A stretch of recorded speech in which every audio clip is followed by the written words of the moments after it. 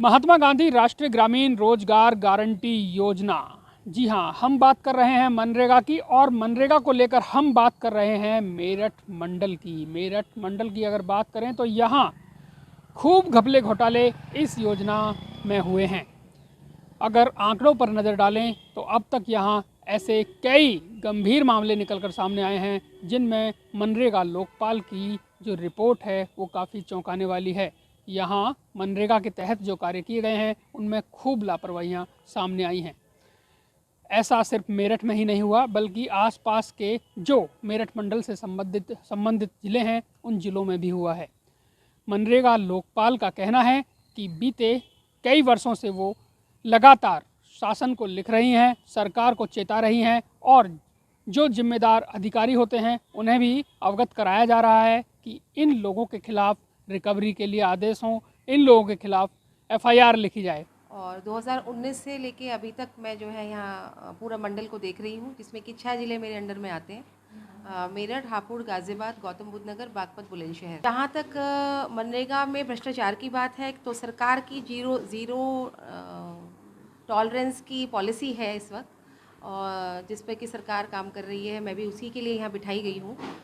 और जितनी भी पब्लिक सीधे मुझे शिकायत करती है और पब्लिक की शिकायत के बेसिस पर जो है मैं पहले नोटिस इशू करके फिर मैं जांचें करके उन पर कार्रवाइयाँ करती हूँ। जैसे कि हम मेरठ ले लें तो मेरठ में कम से कम 5 ब्लॉक ऐसे हैं जिसमें कि मैंने जांचें की हैं, मैंने कार्रवाई भी की है मनरेगा की। जैसे कि कैटल शेड हैं वो बने हुए नहीं पाए गए, चक्रोड़े हैं, चक्रोड़ पे मिट्टी कार्य नहीं पाए गए, पौधारोपण नहीं पाए गए, ऐसे करके बहुत सारे कार्य हैं। पब्लिक ने जो भी हमको शिकायत की हमने उसकी खुद ग्राउंड पे जाके जांच की। जांच करने पर हमने पाया कि वहाँ पर जो है ग्राउंड पर काम नहीं है और पैसा जो है कागज़ों में निकल गया। जिले लेवल पे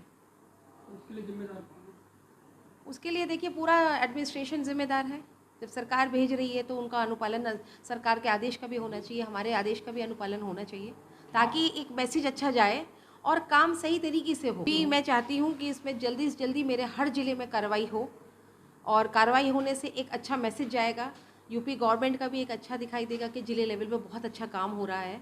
और सुधार के लिए तो ये ज़रूरी है कि हमारे आदेशों का अनुपालन हो।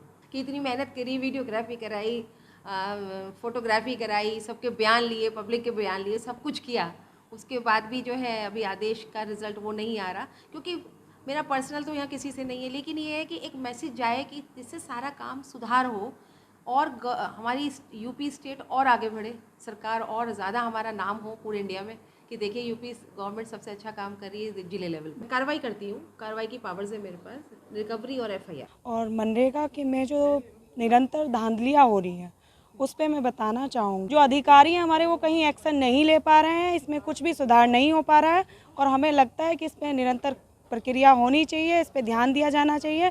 मेरा सरकार से भी यही अनुरोध है कि इस पर ध्यान दें। और इस पर बस इतना कह पाऊँगी कि कहीं ना कहीं चूक अंदर सिस्टम में भी हो रही है और बाहरी सपोर्ट भी मिल रहा है, तभी इतनी गड़बड़ियाँ हो रही हैं, कोई सुधार नहीं पाया जा रहा है।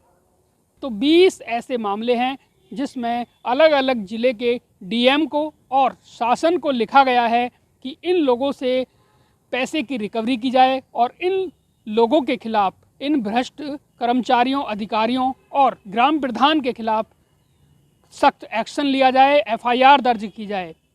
लेकिन हैरानी की बात तो ये है कि ना ही तो कोई एफआईआर आज तक दर्ज हुई है और ना ही किसी से रिकवरी भी यहाँ हुई है। हालांकि एक सिंगल मामला ऐसा है जहाँ बुलंदशहर ज़िले में एक मामले में रिकवरी ज़रूर हुई है। कई जो संगठन हैं हमने उनसे भी बात करने की कोशिश की, वो भी मानते हैं कि ऐसे अक्सर मामले सामने आते हैं जिनमें घपले घोटाले मनरेगा में हुए हैं और वो ये भी चाहते हैं कि इसमें कार्रवाई होनी चाहिए। लेकिन जिस तरह से इस पूरे मामले में लापरवाही बरती जा रही है, इससे कहीं ना कहीं समझा जा सकता है कि सब कुछ ठीक ठाक नहीं है। श्रीपाल तेवतिया, ईटीवी भारत, मेरठ।